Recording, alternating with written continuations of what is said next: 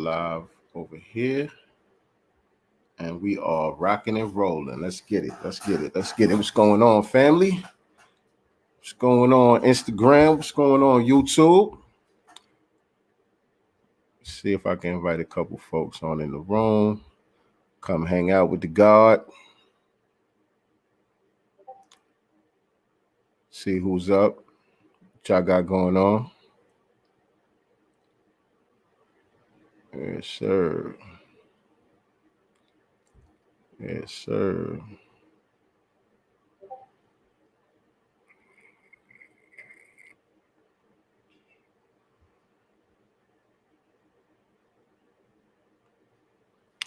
All right, here we go. And while I'm waiting for some people to climb on up in the room, might as well give y'all a little taste of that God, man. Me and my brother DJ RP Beats, featuring the Ab Soldier and Sadat X from Brand Nubians. This is the new single off that upcoming Master Elements album, The Spear and the Shield. Peeps, what's going on? Fenga Alafia? Alafia? How you say that? Alafia? Am I saying it right?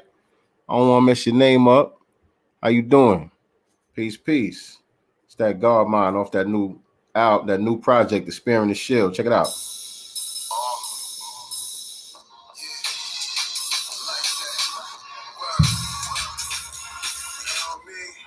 Word.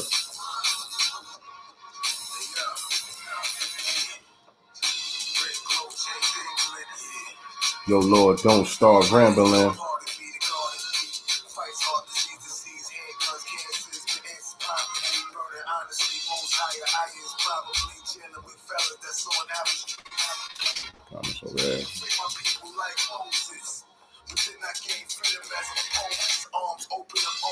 You'll be soaking in blood.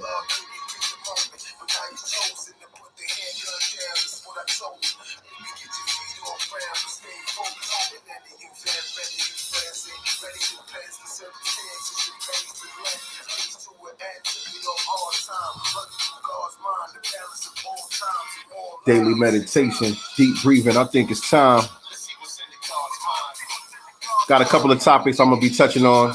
Streaming live on my YouTube right now. Just going to let some people climb up in the room before we get started. Peace, family. What's going on?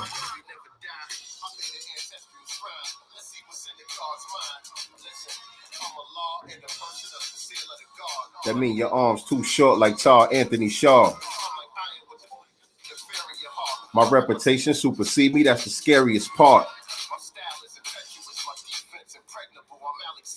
I'm the greatest at what I'm blessed to do. So don't compare me to no local rappers. I'm bending over backwards, grab Ab Soldier trying to compose a classic. I can't lose with beats from Ron Pritchett. I see the God's vision, be on the stars, we on the Mars mission. Take a look inside my mental, what you'll find. Eons of history and evidence of the divine. Not accidental or coincidental. Don't want an instrumental. I start spitting, it's on a different level.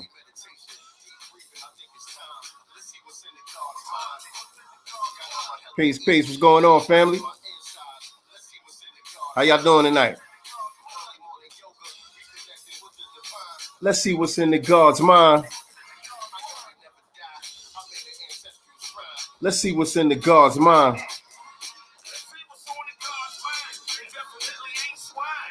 That's not right and exact.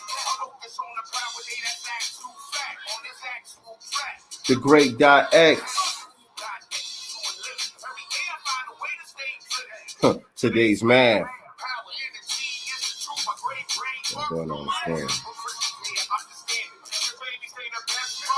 On this earth, we supposed to have the best part. Rose Gold, what's going on, sis?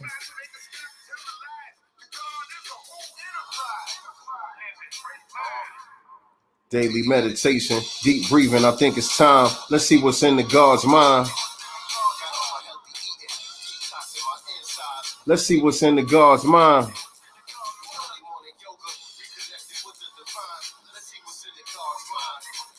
I know we never die. I made an ancestral shrine. Let's see what's in the God's mind.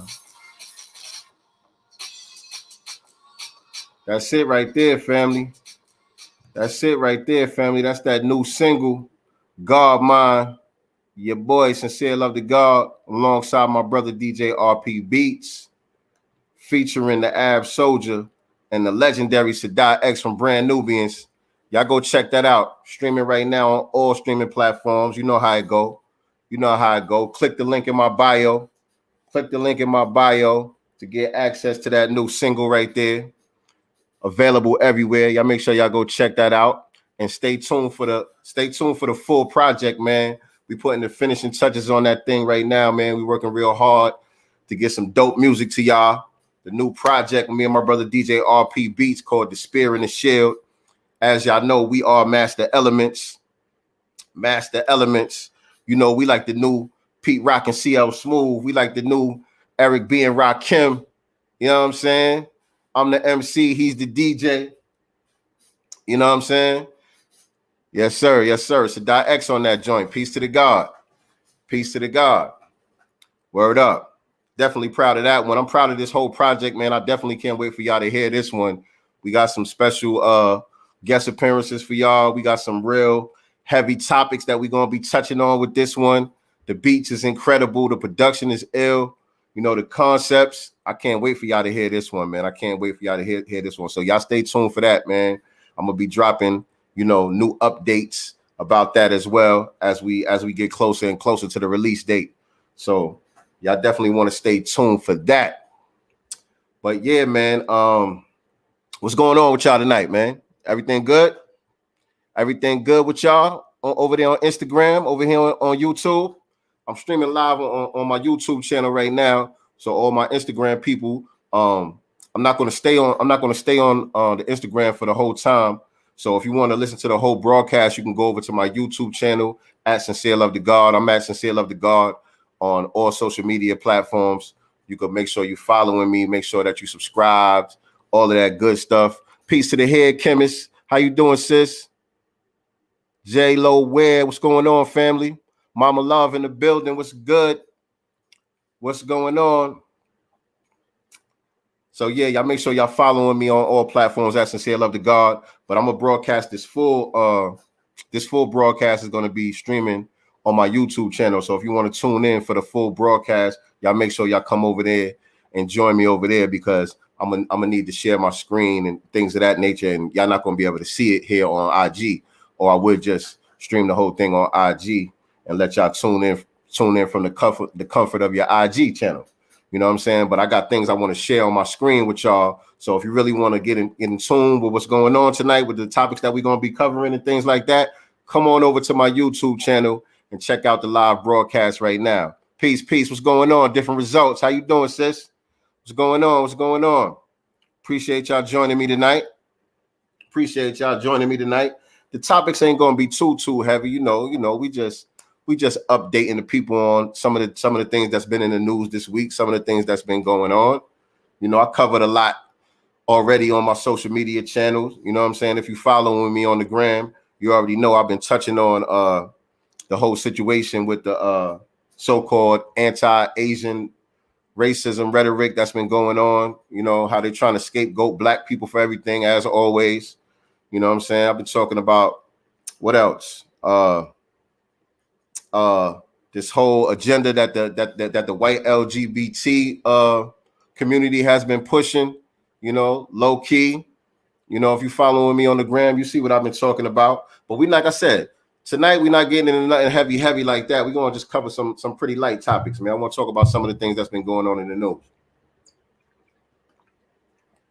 But first of all, you know, happy born day to me. You know, yesterday was my born day and all that. March 17th, you know, knowledge of God and all that. So I appreciate everybody that was wishing me a happy birthday, showing me love, you know, whether you text me or, you sent me a DM or put up a post or whatever, you know what I'm saying? I appreciate all the love. I definitely appreciate all the love. You said, is it the same? Yeah, my YouTube channel is Sincere Love to God. Sincere Love to God.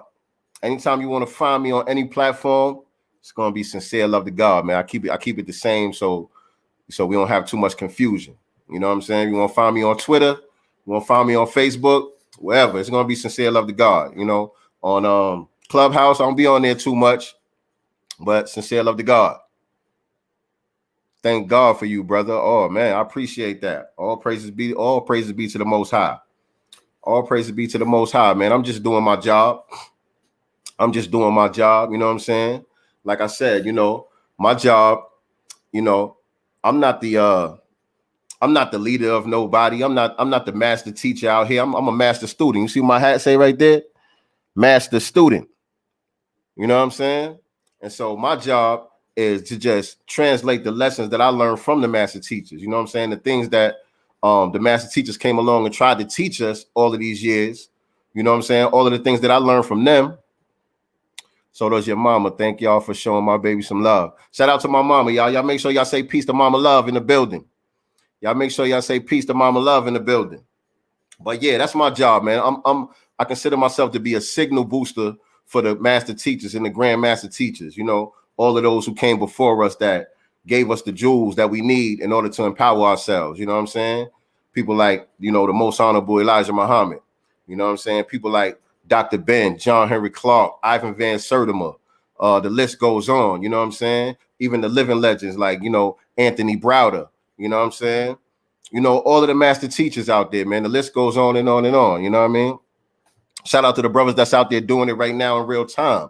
Shout out to the new black media, and all I'm doing is just using my platform to spread the message. What I'm saying is nothing new. I ain't come up with none of this stuff. I ain't you know what I'm saying?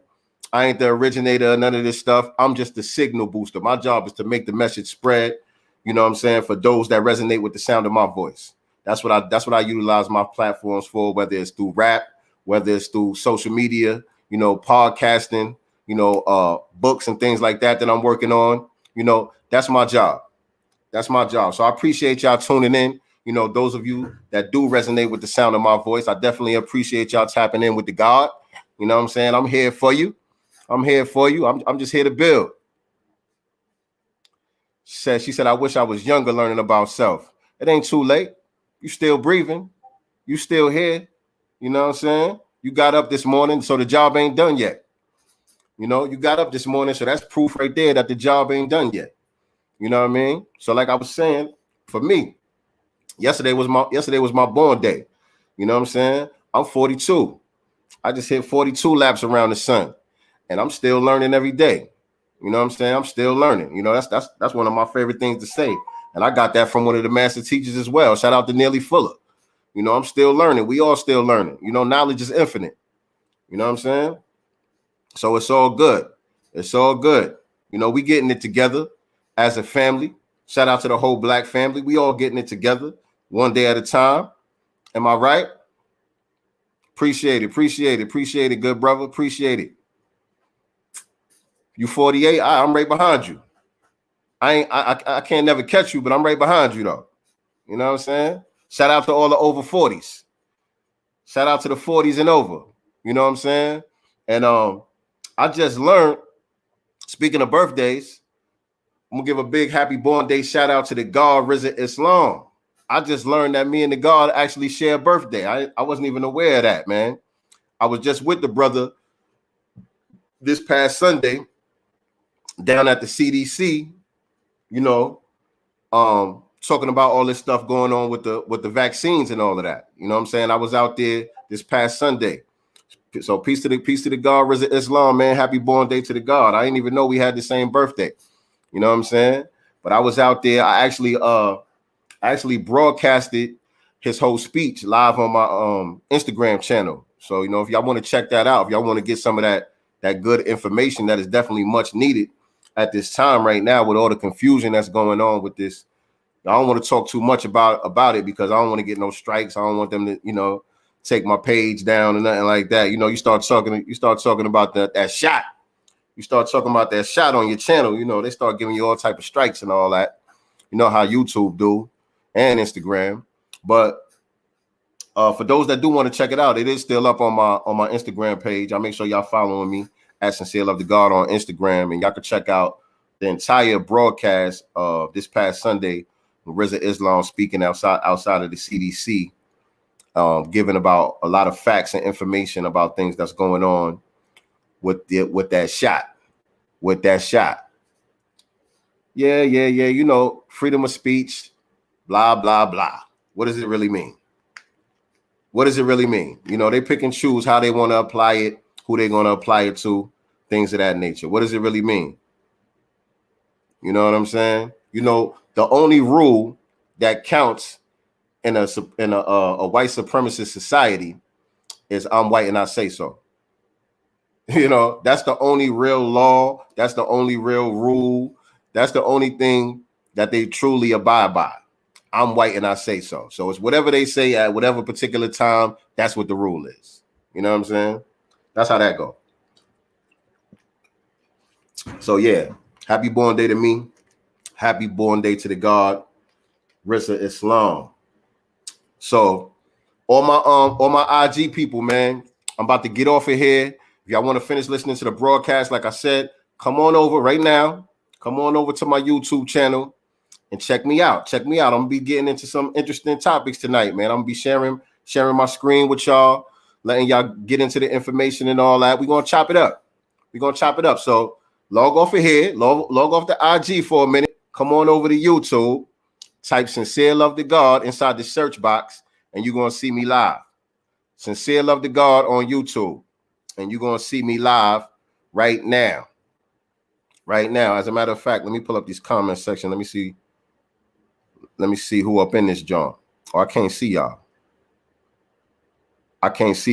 Come on over to the YouTube and chop it up with me, man. Make sure y'all leave some comments in the comment section so I know that you're in the building as well. As you join the YouTube stream, type some number 7s in the comment section to let me know that you're in the building. All right. I'm about to hop up off of here. Peace.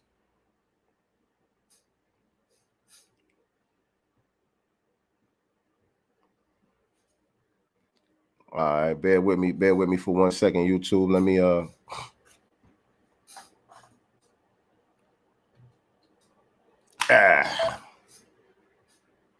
me title this thing up. Put a title on here real quick.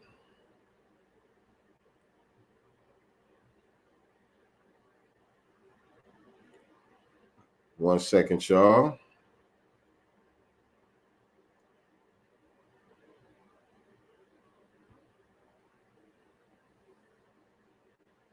/ Sincere Love to God. All right, let's get busy.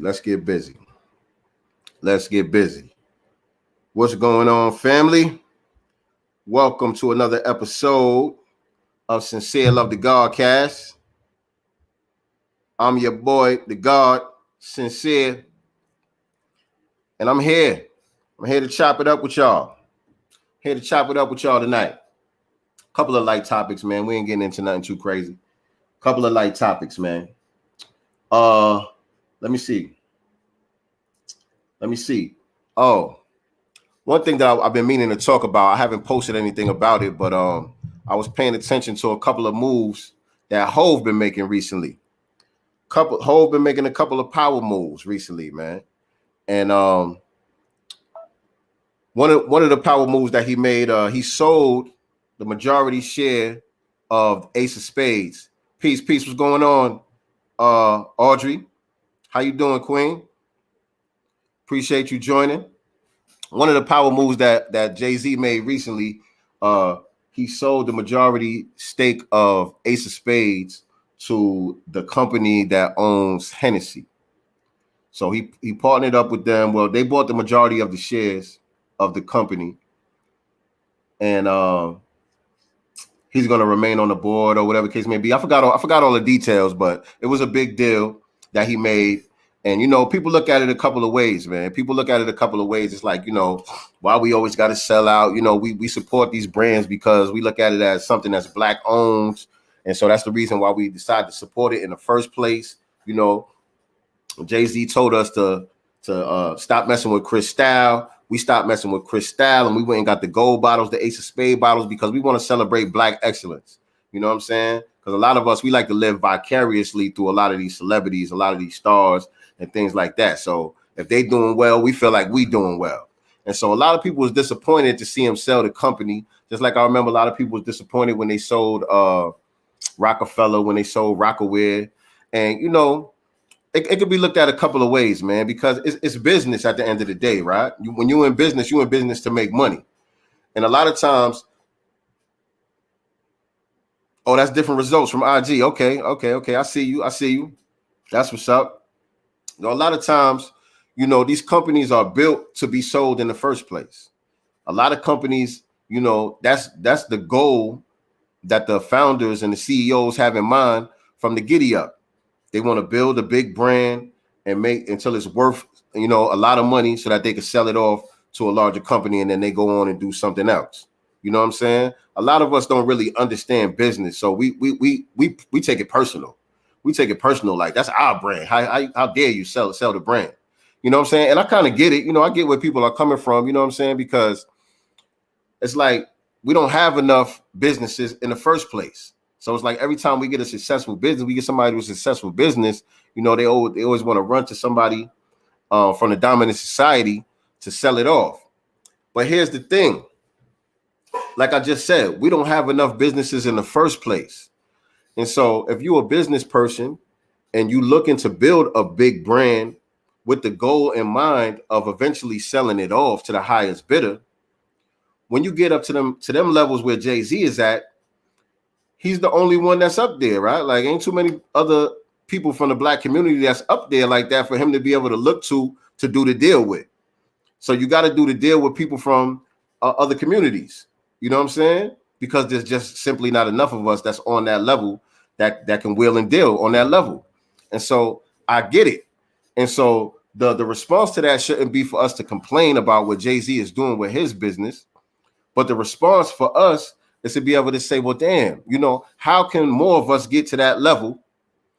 How can more of us get on that playing field to where we might be in position to be able to do a deal with somebody like a Jay-Z that's looking to sell off a big company like that in order to keep it black? You know what I'm saying?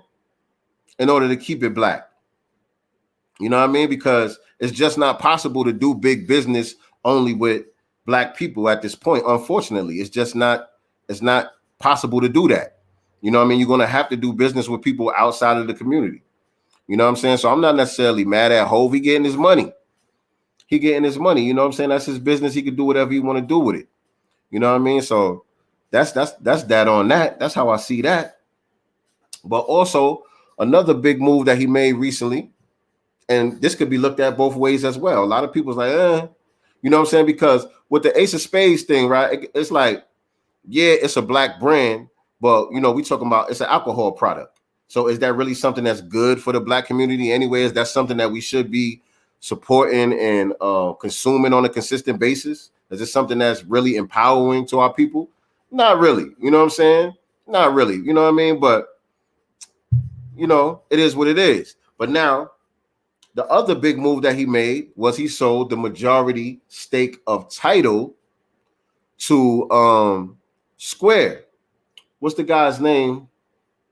That owns Square? It's the same guy that owns Twitter.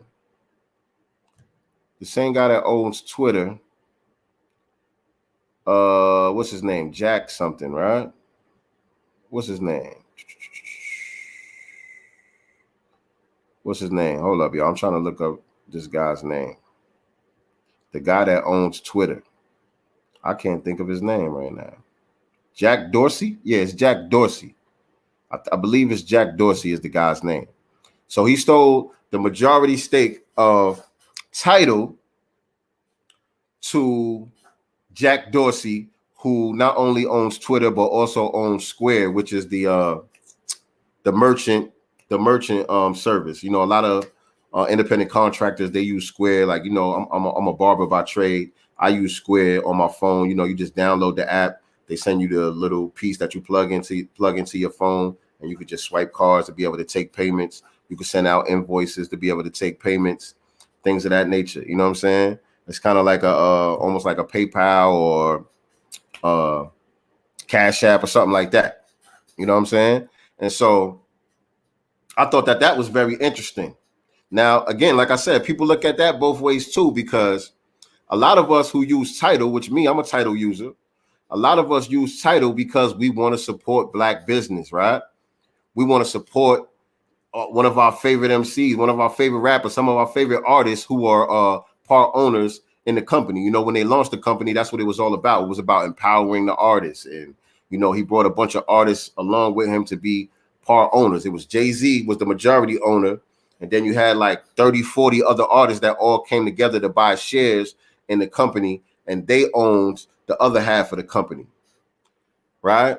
So then a couple of years later, a couple of years down the road after they launched, you know, they sold, I believe it was half of the company or maybe 49% of the company or something like that. They sold a large portion of the company to Sprint a couple of years ago, right? Because at that time I was a Sprint user as well too. And I remember we got like 6 months free of Tidal for being subscribed to Sprint because now they was part owners in the company. So I don't know what happened with that deal. I don't know if they still own a portion of it or, you know, because Sprint recently got bought out too. Sprint got bought out by, I forgot who brought Sprint out. One of the other phone companies bought Sprint. So I don't know how that worked out as far as, you know, Sprint's stake in Tidal that they owned. You know what I'm saying? Because they did a deal a couple years ago. So I don't know how that worked out. But at any rate, he sold the company. Let me share my screen. Jay-Z sold the company to Jack Dorsey. And I mean, add to stream. What's going on? Okay, there you go. Can y'all see that? Can y'all see that? It looks a little small on my side.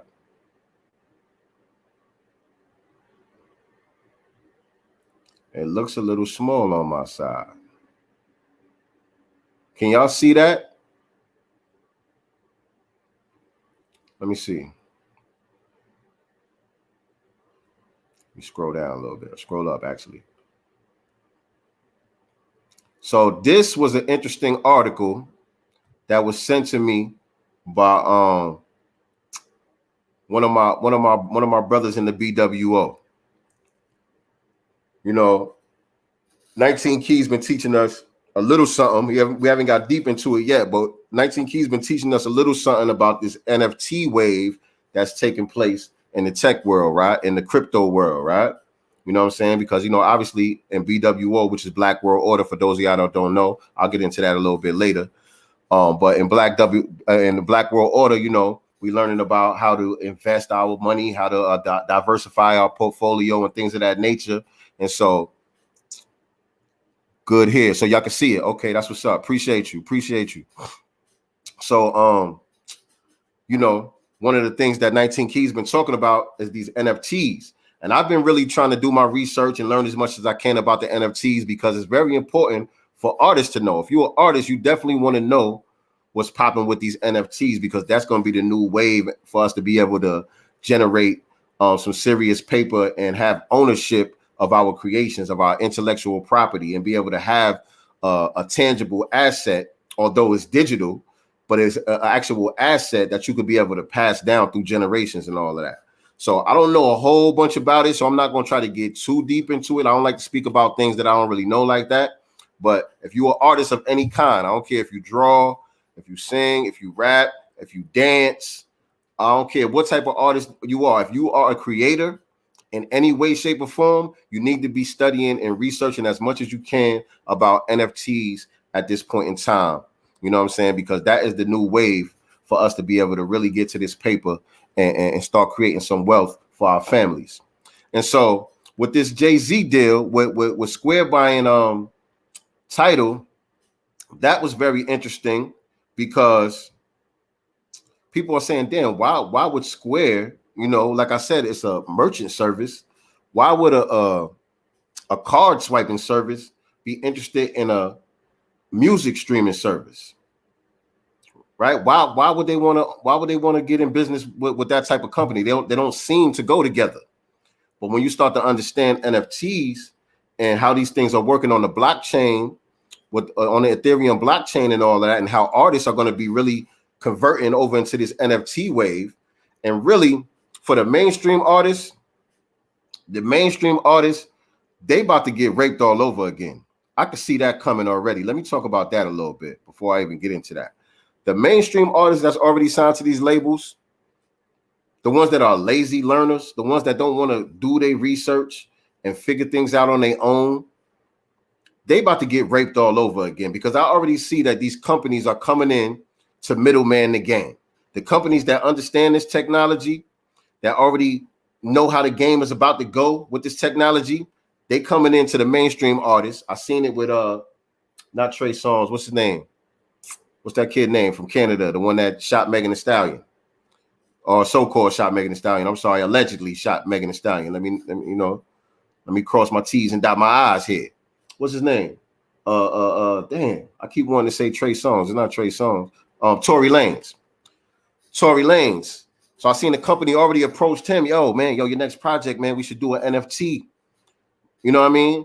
And this is something that really artists can do on their own. You just have to take the time to learn, to understand how this thing works. Or you can hire a team around you that understands technology better than you. You know what I'm saying? But with this past year, all these artists, they haven't been able to tour like that. They haven't really been putting out a lot of music like that. So they have nothing but time on their hands to sit back and learn something new, learn a new way to empower themselves, instead of waiting on another slave master to come along that's going to own your intellectual property all over again. You know what I'm saying? That's going to be taking the majority share of your earnings for your creations. You know what I'm saying? So that's for them. You know what I'm saying? They really need to get their study on. But those of y'all like myself who are independent artists, who are grassroots artists, who are struggling artists, this is something that y'all could take the time to learn the same way that I'm doing, to really be able to get some paper off of your creations. You know what I'm saying? And so my man has sent me this article about Jay-Z doing this deal with Square, and why Square would be interested in the first place. So I'm not gonna read the whole thing, but I'm gonna read a little bit of it just to give y'all the gist.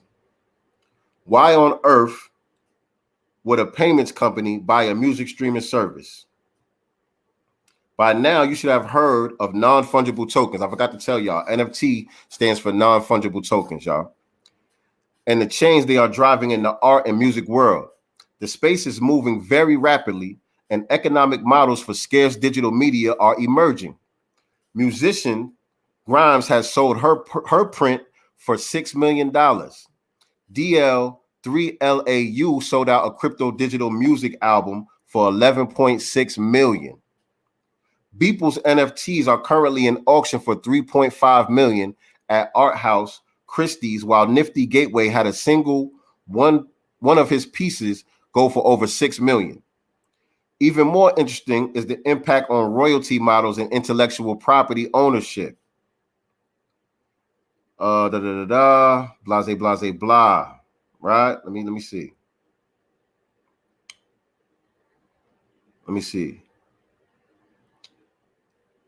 The Euler Beats project, which pairs algorithmically generated music with artworks, has driven nearly $2 million in royalties paid to owners of the original music collectible, separate and apart from the initial issuance. So yeah, that's a little something of it, right? People need to really get an understanding of this, right? If you were the type of person growing up that used to collect baseball cards, basketball cards, things of that nature, any type of memorabilia, if you're a collector of any type, this is just a digital version of that, right? Just to explain it basically, this is a digital version of that. You know what I'm saying? Where you can own digital memorabilia. You can own digital pieces of art, digital assets that can grow over time, that you can actually build in your own royalty system through. Like you upload it to the blockchain system. You get a code for that original. It's like owning a master's, right? You get a code for that original copy that you upload on the Ethereum blockchain system, and you can build in how much percentage you want to get off of each sale. And so every time that piece of art sells digitally, you automatically get a royalty. You never have to do business with these people. You never have to be face to face with these people. You never have to meet these people. You never even have to know anything about the transactions that are taking place in the future. but it's digitally built in that you are 50% owner, 25% owner, whatever it is. And each time that the NFT sells, you automatically get a royalty off of that. That's huge right there. That's huge right there. And like I said, I only understand it on a very, very basic level. You know what I'm saying? So I'm still studying, I'm still learning, but I just wanted to share that with y'all because I thought that that was real interesting. Y'all could go check out this article, by the way. This article is on CoinDesk. It's on CoinDesk. This is a real good article. I would suggest, you know, if what I'm saying so far interests you at all, to go read the entire article. And then from there, you know, just go on YouTube and just look up everything that you can about NFTs, non-fungible tokens, and how that thing works, man. Because it's kind of like if you was up on Bitcoin all the way back in 2010, 2011, like very early on, if you was already up on Bitcoin and you had an understanding of it to where you was investing a portion of your money every month way back then, you know how pretty you would be sitting right now. This is where we at with these non-fungible tokens right now. We able to get in almost on the ground floor before it really takes off like that. So it will behoove, especially my artists out there, to get as best of an understanding of these things as possible, man. You know what I'm saying? So I just wanted to throw that out there. You know what I mean? But shout out to Hove, man. Shout out to Hove, man. You know, I always, you know, like to celebrate when black people is out here winning, whether I agree with everything that they do or not. You know what I'm saying? But to see a brother like that come from Marcy Projects, you know, take it all the way where he's taking it right now. You know what I'm saying? That's big things. That's big things right there. You know what I'm saying? So definitely shout out to that. All right. So the other thing that I want to talk about tonight, something else that was in the news that I found interesting, right? Let me stop sharing my screen. Something else in the news that I found interesting. The United Negro College Fund. Did y'all see this story? The United Negro College Fund just appointed their first black chairman, y'all. I think I need to repeat that one more time for y'all. I think I might need to repeat that one more time for y'all. I said, Atlanta business leader becomes the first black chair of the United Negro College Fund. Let me let that marinate for a second. It's the United Negro College Fund. It's 2021, and they're just now getting their first black chair. I thought that this was interesting, and now I'm not going to read this whole story. I'm probably not going to even really. I just really wanted to show y'all the headline. I just wanted to show y'all this headline because the point that I'm making. Hold up, it's moving a little slow right now, y'all. Am I all right? Can y'all see me all right? Let me see what's going on here. Let me see what's going on here. All right, y'all should be able to see that now, right?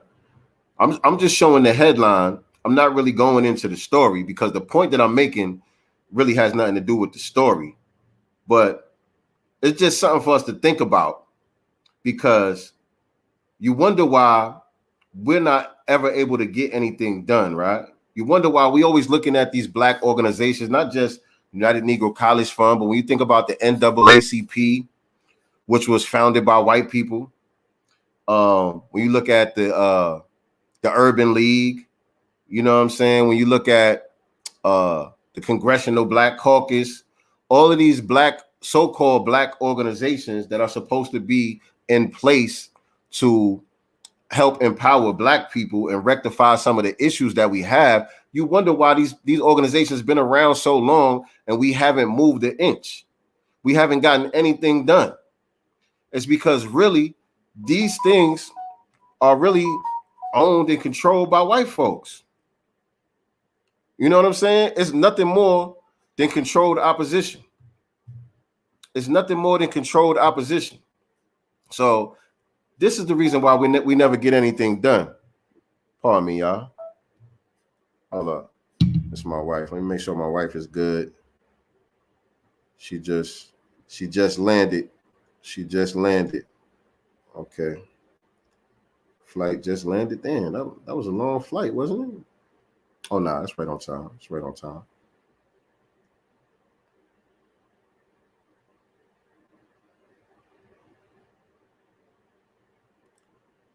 All right. All right, but yeah, man. So you wonder why we're not able to get things done in real time, man. You wonder why these organizations have been around for decades and they're very much useless to us. You know what I'm saying? And so that's why I go hard.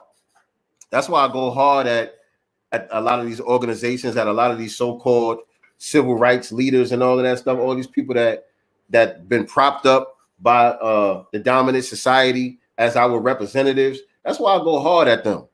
You know what I'm saying? Because the proof is in the pudding. The proof is in the pudding. How many wins do you got? Show me your wins. Show me your victories. If you can't show me what you've been getting done, real things that you've been getting done, tangible things that we can actually use. I ain't talking about no symbolic stuff. I'm talking about tangible things that we actually need in order to empower us as a group. If you can't show me those type of wins, I don't respect you, especially if you've been around for decades. So a lot of times we look at it like we supposed to just automatically respect our so-called elders. We supposed to automatically respect these organizations because they've been around so long. But no. Respect is earned. Respect is not just given, respect is earned. And simply being old or simply being around for a long time is not equivalent to earning respect. It's just not. You know what I'm saying? You got to get something done. You got to get something done. And we see the reason why they haven't been getting anything done because this shit is not run by our people. You know what I'm saying? Our people, black people are just made the faces of these organizations. They're just used as mascots. You know what I'm saying? But white people is the ones, the same white people that's creating the laws and the policies that's decimating our society are the same ones that are running these organizations. You know what I'm saying? So I just wanted to share that story, man, because I thought that was real interesting and something that we really need to think about and consider. You know what I'm saying? And also, you know, to defend myself against some of the criticism that I get for criticizing some of these people. You know what I'm saying? So what else we got? What else we got today, man? What else we got today? Like I said, it wasn't going to be too heavy. I wanted to talk about some light things. So I was looking at the, you know what I mean, Godcast. Shout out to Lord Jamal, Rod Digger, Godfrey. They had T.I. on there recently. I seen a little clip. They had T.I. on there, and they had got into an interesting conversation. Let me share my screen. They had got into an interesting conversation. It wasn't really a debate. You know, they put the title on there. Where we at? They put the title of the video on there. Lord Jamal and T.I. debate if New York hip hop slept on Southern rap. That was the title that they used, but it wasn't really a debate. Let me find it.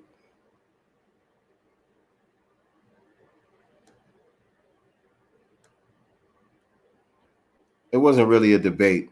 Hold up. Y'all can see that, right? Let me make it bigger. Actually, I'm gonna do it like this. Leave that right there. Hold on a second, y'all. Y'all gotta bear with the kid, man. Boom. Did that work? Can y'all see that bigger now? Yeah, that should be good. That should be good right there. So T.I. was on there, and they got into so-called debate about if New York was sleeping on Southern hip hop early on. And I recently had a conversation about this on a podcast that I was on. It wasn't about the South in particular. It was about the rest of the world, the rest of the country, period. You know, one of the guys that was interviewing me on My Skin Is My Sin, he was saying how New Yorkers have a conflated or inflated sense of self or sense of importance, and You know, we think it's all about us, and we don't really give nobody no props around the world. And you know, I disagree with him on that. You know what I'm saying? Because I lived in New York all my life, and we was fucking with people from everywhere. Like we wasn't shitting on the West Coast when they came out. We was bumping that shit. You know what I'm saying? We was riding around. I was bumping the Chronic. You know what I mean? We was bumping NWA and all of that. We ain't know about UGK and 8 Ball and MJG early on because they was regional rappers, and you know what I'm saying, they wasn't playing it on the radio and all of that stuff. So we didn't really know about it at first. But how I got put on the 8 Ball and MJG was through Mobb Deep. Mobb Deep is the one that introduced me to MJG and 8 Ball. So how we shitting on the South if Mobb Deep was a quintessential New York group showing love to 8 Ball and MJG, right? And I made the point that, you know, the reason why the world really know about UGK is because of Big Pimpin'. You know what I'm saying? Jay-Z did the record with them. Jay-Z was doing records with Juvenile, and you know what I'm saying? Cameron was doing records with Master P, and you know what I'm saying? We wasn't shitting on the South, not in the streets. Now, if you're talking about Lord Jamal made a good point, let me just play the video because Lord Jamal made a good point when he said what he said. So let me just play the video for y'all, and we could talk about it a little bit. But I like this conversation. I like these type of debates. Check it out. Influenced by the New York City. Isn't that funny? You know what I'm saying? Right. Your style was so different that the fact that you said LL Cool J, you're like, yeah, New York City. Yeah, well, I mean, you said the first, you got to think about it, man. When I was first into hip hop, man, I was in there. And you know what I'm saying? Y'all weren't really giving niggas like us the opportunity to get in at the time. So we had to wait until cats like, you know, I always say,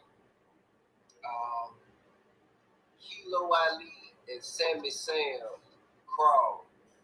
So Outkast and Goody Mob could walk. So Tip, Jeezy, and Gucci could run. So Young Thug, Future, and let's call it 21 Savage could fly. Like I feel like that's like the generational evolution of Atlanta rappers. You dig what I'm saying? Mm-hmm. I appreciate my ability, you know, to contribute. All right, hold up. Let me pause that real quick. So he said that, right? And he wasn't going to dwell on the whole thing about New York hating on the South or whatever. He wasn't going to dwell on that. But Lord Jamal caught it. And he did want to address it. He wasn't going to just let that go by like that. So let me skip past to where Lord Jamal said real quick. I think it was around here, about right there. Let me see. Boom. It's necessarily because you said it's y'all. Like it wasn't us that was. Yes, this is a good point. I don't think it was necessarily because you said it's y'all. Like it wasn't us that was keeping necessarily. No, I don't mean y'all. Yeah, it was them people that the gatekeepers. You understand? That existed up here in the North. The people that ran the radio station. Like that wasn't necessarily us. We was just doing our thing, and they was promoting our shit more than anybody else. But it wasn't like we was saying, "Hey, don't fuck with them niggas over there," because I feel like we like. Now, I think that's a great point. Because, like I said, growing up in New York, on the street level, we was fucking with dudes. If the music was dope, it was dope. We ain't give a fuck where you was from. It wasn't about, we not listening to these niggas because they from the South. We not listening to these niggas because they from the West. If the music was dope, man, we was bumping that shit, man. Now, the radio stations and, you know, the record companies and, you know, the powers that be, like you said, the gatekeepers, they might have been on some bullshit because they don't understand the culture. They don't understand how this thing is going to move. They didn't understand how this thing was going to move. Remember, those are the same people that thought hip-hop wasn't going to last. They thought hip-hop was just a fad. You know, they was like, okay, this is some shit that they doing in New York. They spinning on their heads and blah, blah, blah. Okay, we'll make some money off this shit real quick, but it's going to die. It's going to go away. That was their mentality.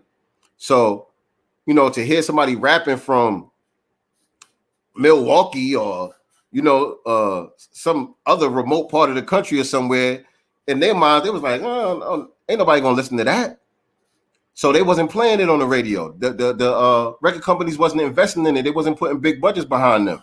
You know what I mean? They would just promote them in their region on a local level and just keep them kind of at bay, play them on their local stations and things of that nature. And so they had like a little home base following that the labels ain't have to spend too much money on, but they could still make a nice little profit. You know what I'm saying? But that wasn't on us. They make it seem like it was us, New York niggas, that was shitting on the South. That was never the case. That was never the case. Like I just said, man, it was some of our favorite artists from New York that was showing love to the Southern rappers, that was showing love to the West Coast rappers. You know what I'm saying? Like, who was it? Nas was the first New York rapper to rock with Dre, right? Nas was the first New York rapper to do a song with Scarface. And we was already fucking with Scarface. You know what I'm saying? But when Nas did the joint with him, I know for me, that made me take a deeper dive into Scarface. Like, we fucked with the Ghetto Boys and all of that. You know, a lot of their big hits and all that. We knew, you know, Never Seen a Man Cry, and you know what I'm saying? The records that they would play on Rap City and even Video Music Box and stuff like that. But I never took a deep dive into the albums until I heard Scarface on Nas's album. And he was going neck and neck with Nas. I'm like, this nigga is nice. You know what I'm saying? I was fucking with him, but I didn't know he was nice like that. And so when I heard that, I'm like, hold up, I got to check out Scarface. So I took a deep dive into the catalog.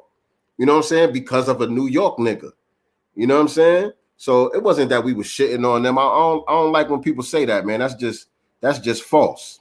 That's just not true. You know what I'm saying? Hold on, let me play another part.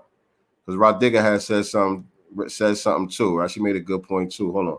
Where's that next part at? I think it was where was that? Boom, it was around here. When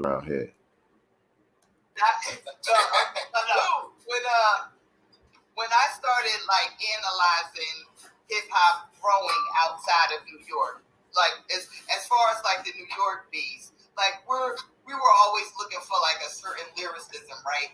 And I think when it came to listening to artists from other regions, that would probably, most likely, especially for me, that would be the first thing we would look for. So sometimes we didn't, unless you traveled to those places, you didn't get their slang, you didn't get their dialect, you didn't get their, certain colloquialisms, like didn't resonate. But then there are artists like you. There are artists like Ludacris.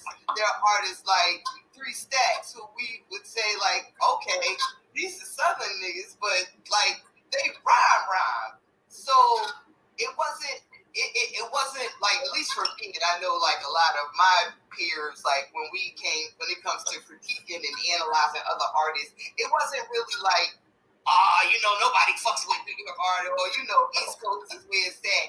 Like we just always, like wherever you're at, wherever your slang is, whatever your accent is, it's like we still want to hear a certain level of lyricism. You know what I'm saying? I can respect that. And really, that's what it all boils down to. It wasn't about where you was from. Can you spit? Right? Bottom line. Can you spit? Do you really get busy? That's what it all boiled down to. And now the bar was already set high. We already had Big Daddy Kane, Rakim Allah, KRS-One. You know what I'm saying? The bar was already set high. So yeah, it was hard for us to say, yo, Master P get busy. He was all right. You know what I'm saying? Not shitting on him. Shout out to Master P. We love Master P. What he did for the game and what he continues to do for the game. Yeah, we love Master P. But as a lyricist, I mean, after you already heard Rakim Allah, that's not going to really, you know what I'm saying? It's not going to impress you like that on a lyrical level.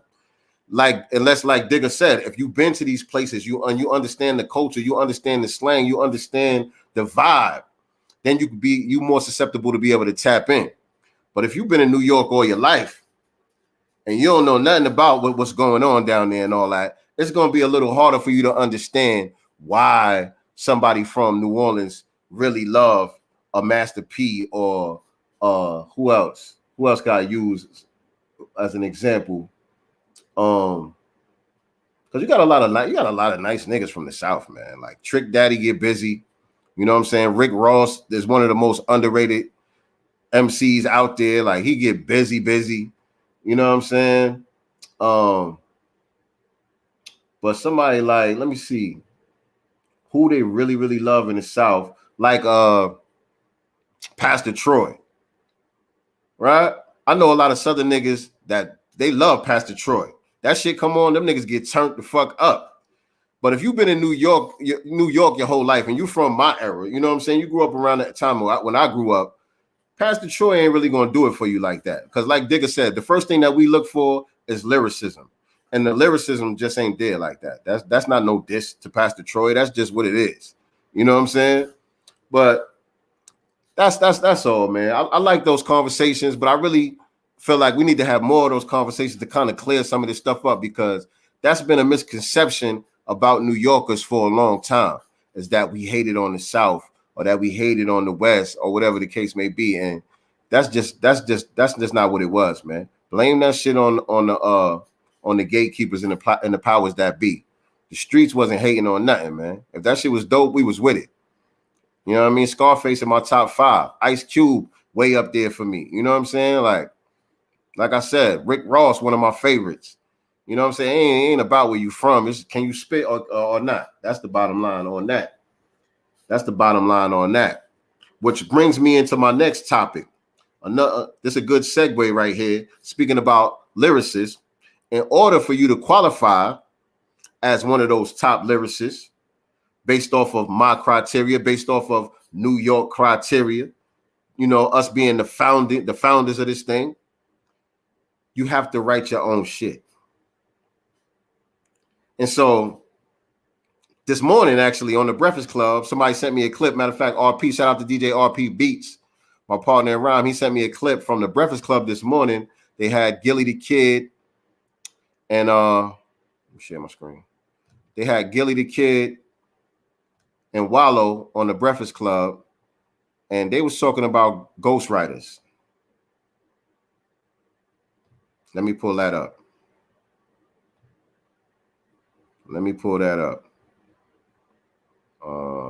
Can I make this bigger?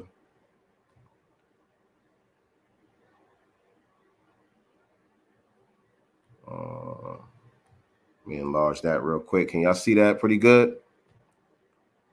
Yeah, y'all should be able to see that pretty good. So they was on the Breakfast Club this morning, and they got into a conversation about ghostwriters. And I ain't like what they were saying, man. I ain't really like what they were saying. I got to clear this up a little bit, man. Because I ain't like it. But let's go. And as we know, Gilly the Kid, you know, he wrote for a lot of rappers. Gilly the Kid was a ghostwriter for a lot of people. People say he was writing Lil Wayne rhymes and all of that around, I think, like the early Carter days, I think it was.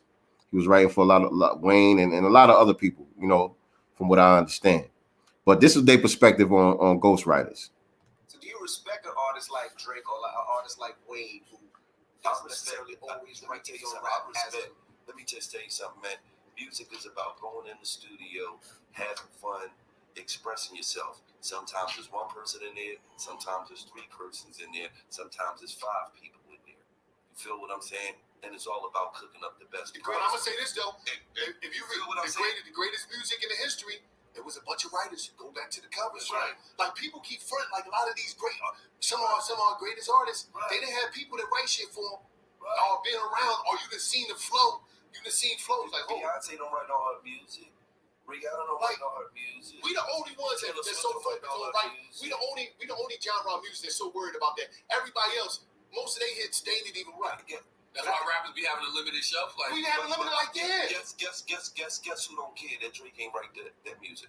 All That's gonna suck his dick at the end of the night. right, the conversation got a little bit crazy right there. It was kind of funny. But we're not here for that right now.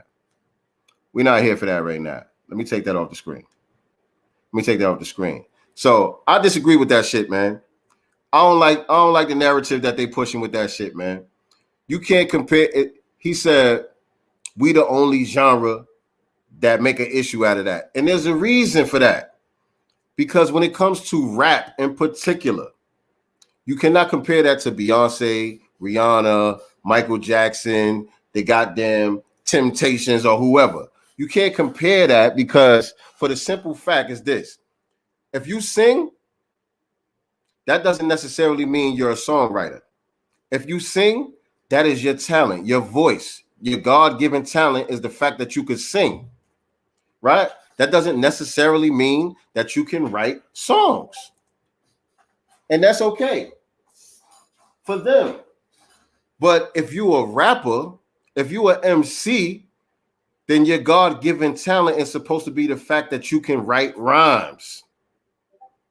So if you don't write your own rhymes, it doesn't really count. It's okay.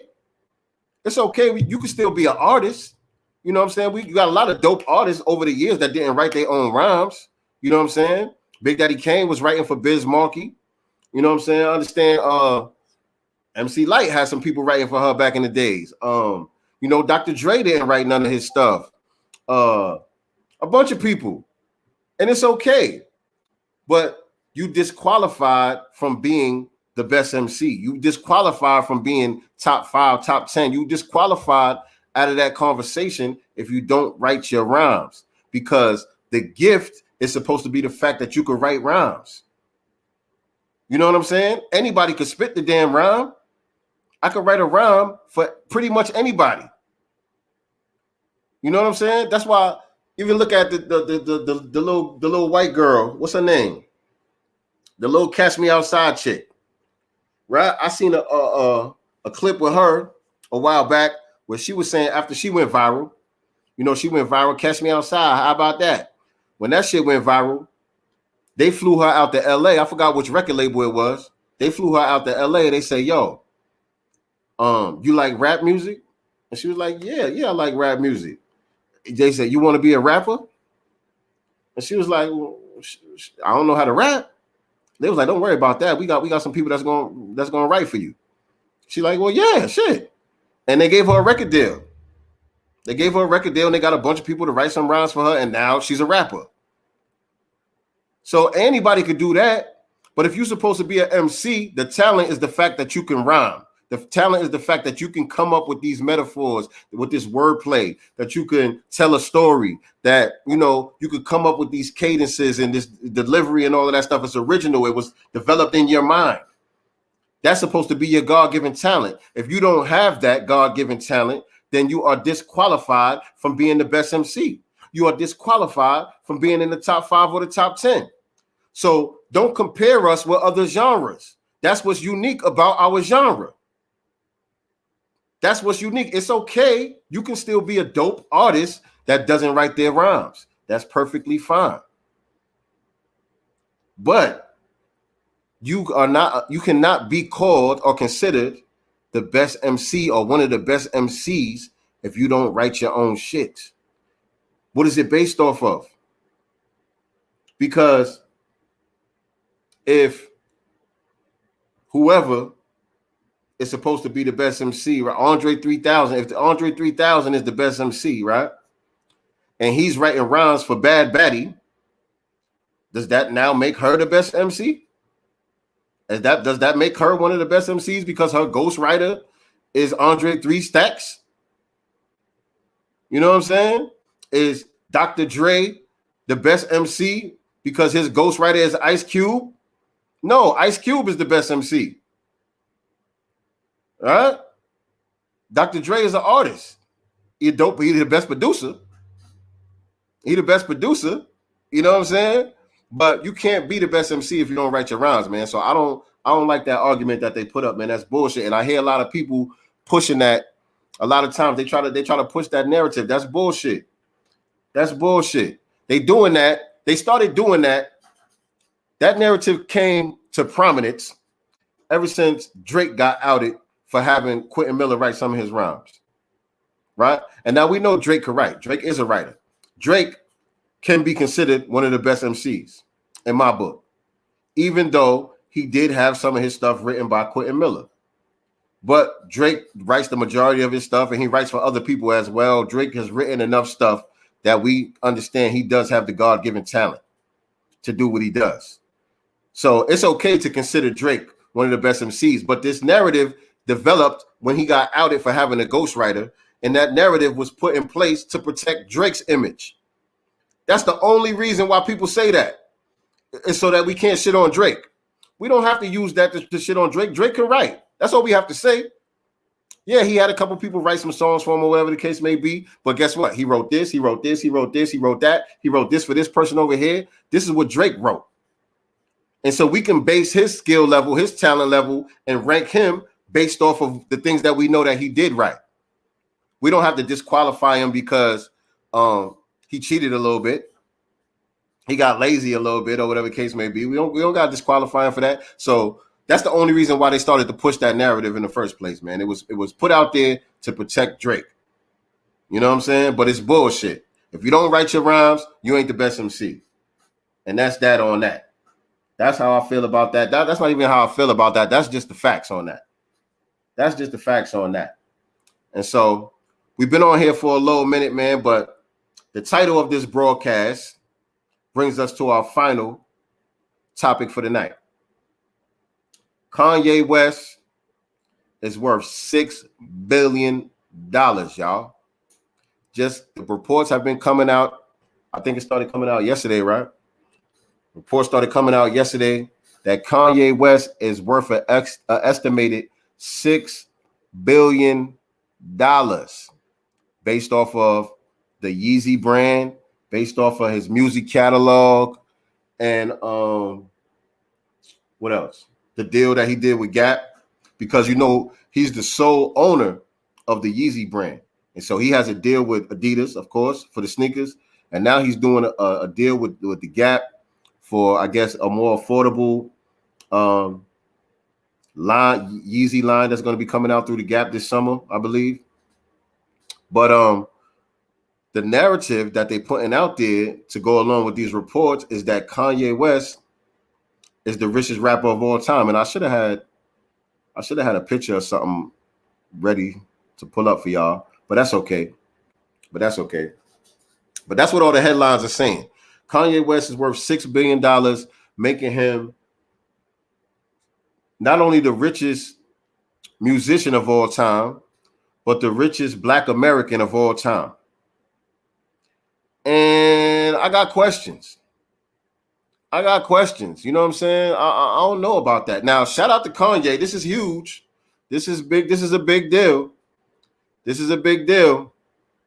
so I just want to say Kanye West needs to be very careful.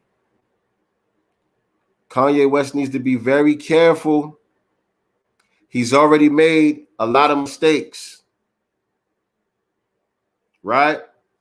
As far as giving them the ammunition that they need and the rope that they need to be able to hang him with, right? Now, people could say, you know, the Kim Kardashian, marrying Kim Kardashian, people could say that, you know, that was a bad look, Kanye. You know what I'm saying? And I could agree with that to a certain degree, but it also kind of boosted his profile a little bit more too, right? It also kind of put him in position to be able to make these big dog moves that he's making as well. You know what I'm saying? So I think the Kim Kardashian thing had its pros and its cons. But him putting himself out there talking about being bipolar and being on medication, psych medication and all these things, I think that was a very bad look. I think that was a very bad look for Kanye because they can always use that. You see, they always try to make him look crazy. They always try to wacko-jacko him. The same thing that they did with Michael Jackson, right? Make him look like he crazy. And now the other bad look that Kanye had, of course, was the red hat. Him hugging up on Donald Trump, running around with that red hat on, talking about slavery was a choice. That was a bad look, Kanye. Right? Because what did that do? That kind of isolated him from his base. That isolated him from the rest of Black society. The rest of Black society looking at him kind of sideways now. So what does that do? That puts you on an island. That puts you on an island all by yourself to where you don't got no base to support you when they try to come at you. When they decide that they done with you, when they really want to move on you, black people don't really care, right? Black people was like, oh, hey, make America great again, remember?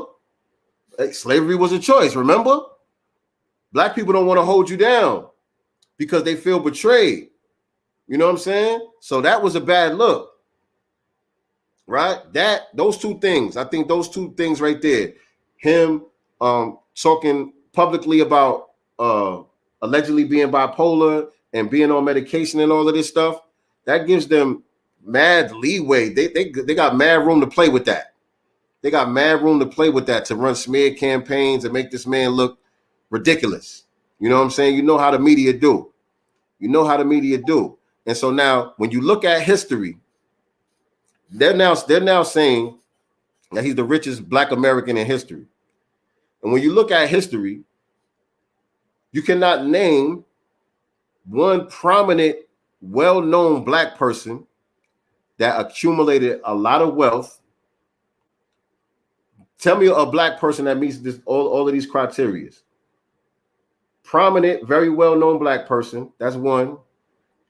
Accumulated a lot of wealth. Number two, multi-millions, billions of dollars, and grew old and died peacefully without any type of tragedy, any type of tragedy or any type of smear campaign, any type of dirt being thrown on their name, and they pass their wealth down to the next generation. When we look at history, you can't really think of no black person that fits that criteria. It's like the comedian Eddie Griffin said, nobody gets out clean. Nobody gets out clean. When you make it big, they always got to take you down. They don't just let you grow old and die of natural causes and pass all that money down to the next generation. That's a no-no. They'll let you get busy. Long as they got control, long as they got that leash on you, they'll let you, do your thing. But we have not seen it yet. A prominent, well-known black person made a whole bunch of money, died peacefully, and passed that wealth down to the next generation. We haven't really seen that yet. So Kanye needs to be very, very, very, very, very, very careful. You know what I'm saying? And so the other thing that I wanted to say about that, okay, they're saying he's the richest musician and the richest black American of all time. But my question is, did Forbes or Bloomberg or any of these white media companies, white finance companies, really give accurate reports on Michael Jackson and what he was really worth? Now, again, like I just said, he died tragically, and they made sure they got that bag right up out of him. They made sure they got that bag back. You know what I'm saying? But Michael Jackson, y'all, Michael Jackson owned half of Sony ATV Publishing. I want y'all to look that up, man. For those of y'all that don't know, I want y'all to look that up, man. A lot of people think he just owned the Beatles catalog. Michael Jackson owned 50% of Sony ATV's publishing. That gotta be worth about $40-50 billion right there. So is Kanye West really the richest musician of all time? Is Kanye West really the richest black American of all time? What about MJ, y'all? MJ was that guy, man. MJ outsmarted these motherfuckers, man. MJ really is the one that outsmarted these motherfuckers, man, and played the game to a T. Because what Michael Jackson did, he went above the label heads over here, the people that run, Sony Music Company and the ATV Publishing and all that, the Tommy Mottolas and the people that was running things over here in North America. He went above their heads. Remember, Sony is I think a Japanese company. I think Japanese or Chinese. I think it was a Japanese country. So Michael Jackson went over their heads. He went over to Japan and did a deal with the real owners. That's how he was able to get that publishing. A lot of people wonder how Michael Jackson get all that damn publishing. How he was able to do that if they were so much against him. He went past the goddamn white supremacists and he went straight to the source. He did it. He played the game like what's my man name from American Gangster? I forgot his name. Shit.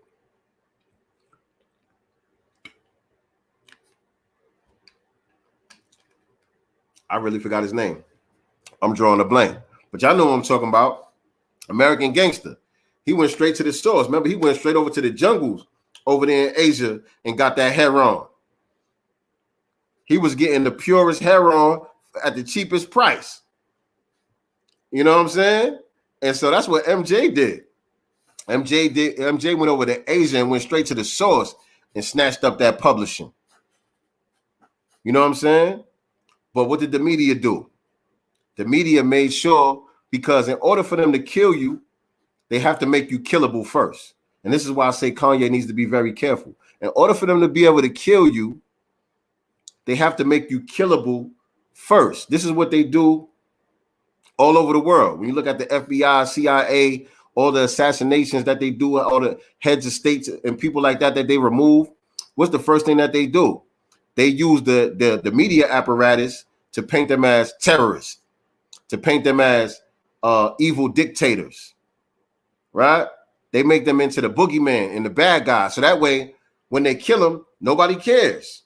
We look at it like, okay, they got rid of the bad guy. So that's the same thing that they do. That's the same thing that they did with Michael Jackson, right? Smeared his name in the mud.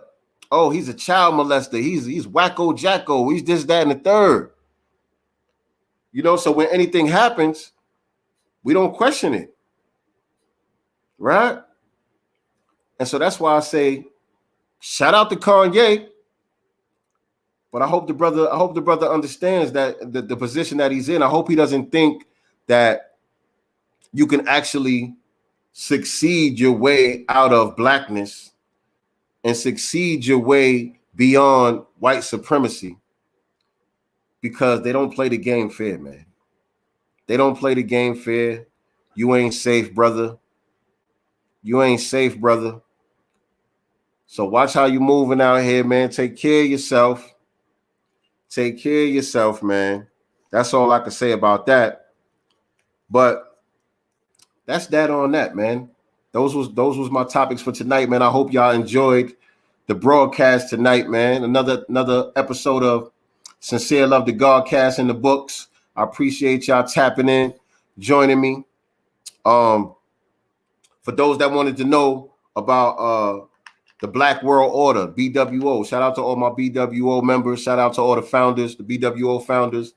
They out there in Puerto Rico right now, planning this mastermind coming up Memorial Day weekend. I'm not sure if I'm going out there yet or not. I'm still kind of undecided as far as that. But I did want to encourage some of my listeners, man. You know, if you're looking to do something with your stimmy, you know, I know a lot of y'all got them stimulus checks this week. You know what I'm saying? Instead of just blowing it at the mall, instead of just, you know, running to the club. I know, you know, we've been on lockdown. Everybody been cooped up in the crib. You ain't been able to move around like that. They starting to loosen things up around the country. They starting to lighten up on the COVID restrictions. And they pass you that stimulus check. Now you got a little bit of money in your pocket. More stuff is opening up. You can't wait to run out and spend it. That shit burning a hole in your pocket. But if you like, damn, if you one of them people that's like, damn, man, I really want to flip this. I really want to invest this money, but I don't know what to do with it. I would say join the BWO, man. I would say take that stimulus check and join the Black World Order, man. And you can really learn what money is, how money works, and really have some real guidance, some real mentorship on how to build generational wealth and have financial freedom for yourself and your family. You know what I'm saying? And so just to give y'all a sneak peek, let me share my screen. Hold on. I'm gonna share my screen with y'all. A lot of people be like, what is Black World Order? You're like, you know, what is BWO? I be hearing about it. You know, I follow Brother Ben. I follow 19 Keys. You know, I follow Derek Grace. You know what I mean? Chris Cole, Jake Taylor Jacobs. I hear what they be talking about online, but I don't understand it. What is it? What am I getting if I do join? That's a lot of money. That's what a lot of y'all say. A lot of y'all say, man, that's a lot of money. They want $2,000 for that joint.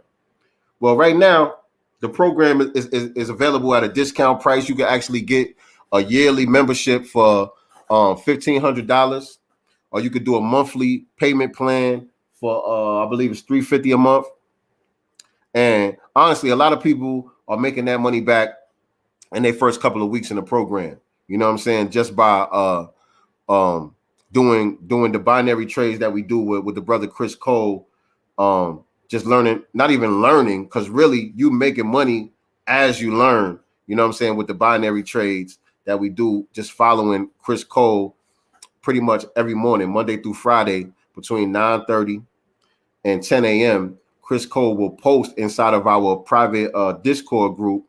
And right now, inside the Telegram group, you can actually join the Telegram group for free. Well, it's about to expire in a couple of days. I think actually tomorrow might be the last day, so it's too late for that. But if you're a member, then you'll be a part of the private Discord group, and every morning he posts a screenshot of the trade that he's making on the Nadex platform,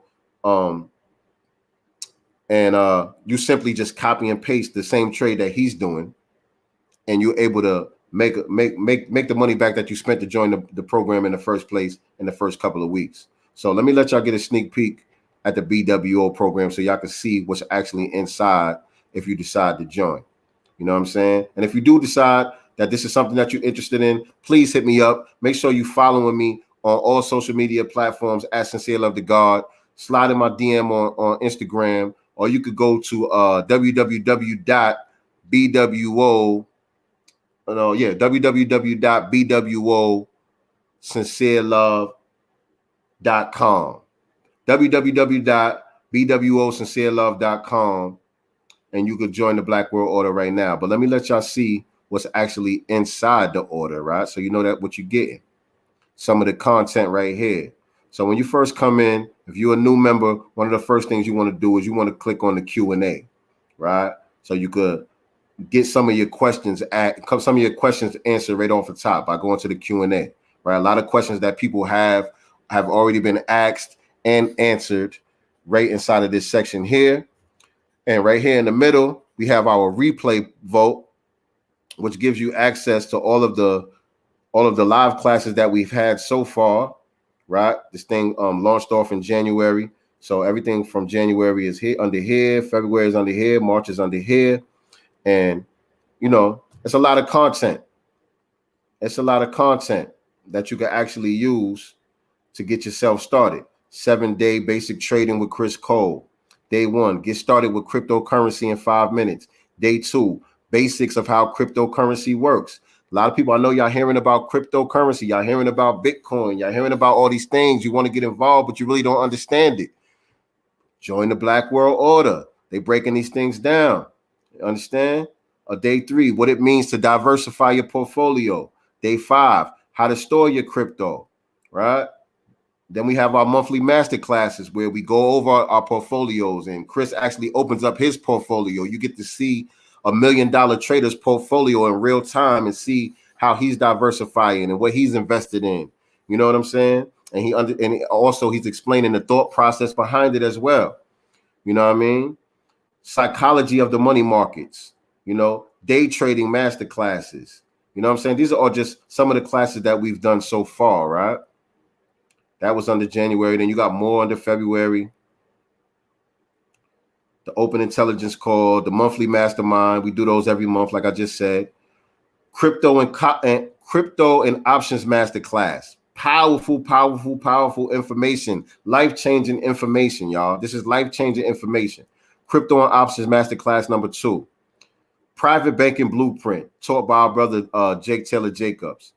Private banking blueprint. These are all the 2.0 classes. But let me go back to the main portal over here so y'all can see what else is up in here. So that was the replay vote, right? So everything that we've already had, if you decide to join today, it's not like, oh, it's too late, I already missed something. No, everything that we've already covered is right there inside the replay vote, right? Access granted. This is how you sign up to get access to the trading room. The trading room is where Chris Cole is live every morning. Not every morning, but a Tuesday, Wednesday, Thursday morning for about an hour and a half, 2 hours, where he's trading live. Like literally get to go to work with Chris Cole every morning and get an understanding of how to do day trading, how to trade in the bonds market, which is the most lucrative market out of all the money markets right there.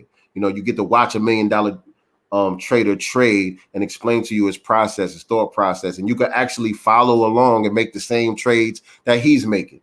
Once you get an understanding, after you go through the replay vote and you do your due diligence, you get an understanding of how these things work. You go through the training and all of that stuff. Then you'll be ready for the trading room. You show up at the trading room and you already got an understanding of how these things work. You already got your platform set up and all of that. You can come inside the trading room and actually follow along with what Chris is doing and make the same trades that he's making as he's making them. I mean, it don't get no more realer than that. I mean, you got training wheels. You got training wheels to success. Again, Private Banking Blueprint 2.0, that's in there. The original Private Banking Blueprint, that entire program is already available instantly. The minute that you join, you already got access to all of this. I Am the Lender Masterclass, the Kingdom Blueprint, the Kingdom Management Series, Finding Your Money, Becoming the Banker. You know, this is what Jake Taylor Jacobs do. Teaches people how to create their own bank through insurance policies, where you get to basically, you know, act the same way that the banks do. The same thing that the banks do with your money, you can actually do it yourself. And, you know, that's what he teaches in that course. Then you got Brother Ben X's program, Digital Real Estate. I know y'all been hearing a lot about that on social media. You want to learn how to build your brand on social media. You want to learn how to grow your following on social media. You want to learn how to create dope content for social media. You're trying to get your YouTube channel popping. You know, you want to get your products and your services developed and take your business or your company to the next level. That's where digital real estate comes into play. You know what I'm saying? The wealth standard, again, that's 19 Keys and Chris Cole, you know, teaching you the history of our economy, the history of money, what money actually is and how it works, giving you a real thorough understanding of these things. Purpose to Profit, you know, the program where they teach you how to find out what your true purpose is in life and how to turn that into a product or a service in order for you to be able to make a profit. So all of that stuff is available to you instantly when you join the program. And so I just wanted to give y'all a sneak peek at that so y'all can actually see what's inside the program, because a lot of people, you know, they're like, what is BWO and all of that? So, you know, there's a lot more questions to be answered, I know. And like I said, if you are curious, just hit me up. Hit me up, man. You know, slide in my DM. A lot of times I'll just give you my phone number and tell you, yo, give me a call. And I'll do my best to try to answer as much of your questions as I can. You know what I'm saying? And hopefully we can get you started with the program right away. You know what I'm saying? So that's it, man. I'm about to get up out of here, man. Like I said, I appreciate y'all joining me. Make sure y'all following me on all social media platforms at Sincere Love to God. Make sure y'all stay tuned for that new Master Elements album. The single God Mind is streaming right now on all streaming services, featuring the legendary Sadat X from Brand Nubians and my brother the Av Soldier. And we putting the finishing touches on the album, y'all. We putting the finishing touches on the Master Elements, the Spear and the Shield project. Y'all stay tuned for that, man. This one is gonna be a doozy. That's all I can tell you. This one is gonna be a doozy. You know what I mean? If you follow me on social media and you like the content that I post, you're going to love this album. That's all I got to say. If you like the content that y'all see me posted on social media, oh, you're going to love this album. You ain't heard nothing like this. Your favorite rappers, they ain't talking like how I'm talking. I'm going to just say that. So y'all make sure y'all stay tuned for that, all right? Peace, everybody. Y'all have a good night.